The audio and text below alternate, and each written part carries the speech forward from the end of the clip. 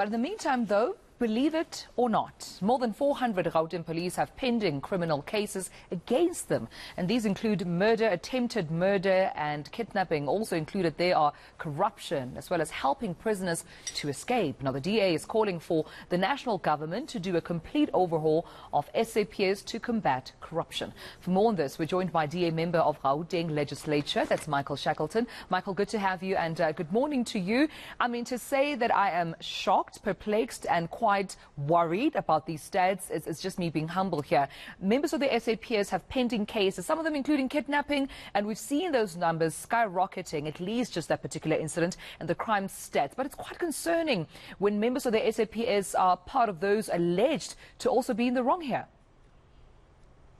Indeed, it is profoundly concerning, and thank you so much for having me on your show on this beautiful morning.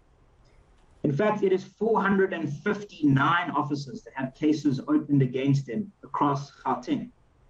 And it includes things like extortion, which is when you are trying to get money unduly from a person in a way where the money isn't owed to you. But it even includes things like helping criminals escape, as well as domestic violence. And that is another grave concern, because the police are the people that you actually turn to when you want to stop domestic violence, obviously. And at the core of it, surely the police should be our last line of defense in a way. They're the people that we are supposed to turn to when we are in need. They're supposed to set the example. And if I may continue, there are just three numbers that I'd like the viewers to remember in contrast to 459, which are 4, 11, and 6. And they're very low compared to 459. 4 is the number of officers that are on suspension for these various crimes.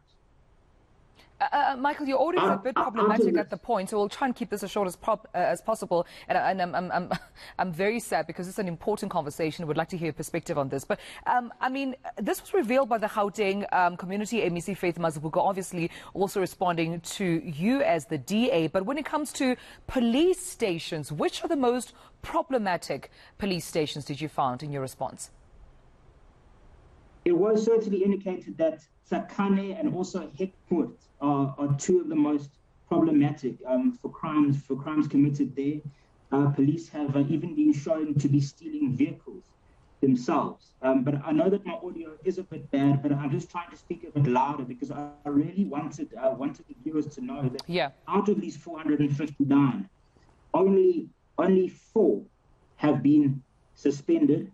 Only 11 of these cases have been resolved in the last financial year, and they've only made 6 convictions out of 459. And for the longest time, the DA has been calling for a complete overhaul of the South African police service. Obviously, we're talking mainly here today about ethics, about morality, about that police have to really act in a certain way, and that ideally you should be joining the police force because you have a certain set of fundamental principles.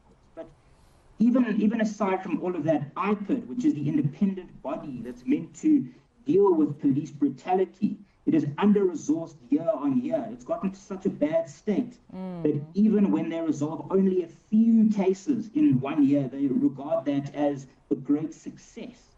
And even apart from the violent unrest in July, which clearly the police were unable to adequately deal with, the number of SAPS officers is being decreased over the next 3 years across South Africa, which is another cause for severe alarm. There has to be a complete reform to create what we in the DA call an honest and professional police service, but people need really at the core of it proper training. They need proper equipment, and out-of-service vehicles are a dramatic problem in every police station across the whole of Gauteng. It used to be over 1,100 at this time last year.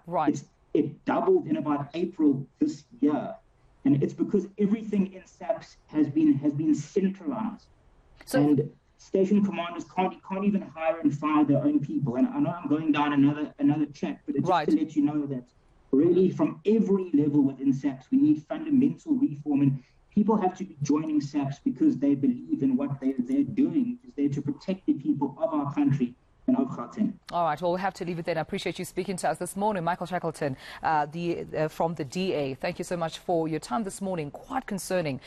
Gareth, that number not being 400 necessarily, 452 of police officers. And I'm talking about cases here. I just read kidnappings and assault. It includes rape, robberies as well. Also some police stations, there's Michael highlighted, that are quite problematic. Some of them including the Zakani police station. So suppose that's why the DA then is calling for a complete overhaul of the SAPS, but also for the provincial government to do all it can to intervene at the problematic police stations as well. And then you have the issue again of not enough police officers in areas, and now you've got an issue with police trust as well. So yes, while the majority of police officers obviously aren't committing these kinds of crimes, it's the optics of this that are very, very, and these are just the 400 or so odd, more than that, that we're aware of, because those are actually in court and have pending cases. It's very, very worrying. Of course, we'll try and get a reaction from SAPS as well as we try and take this story forward.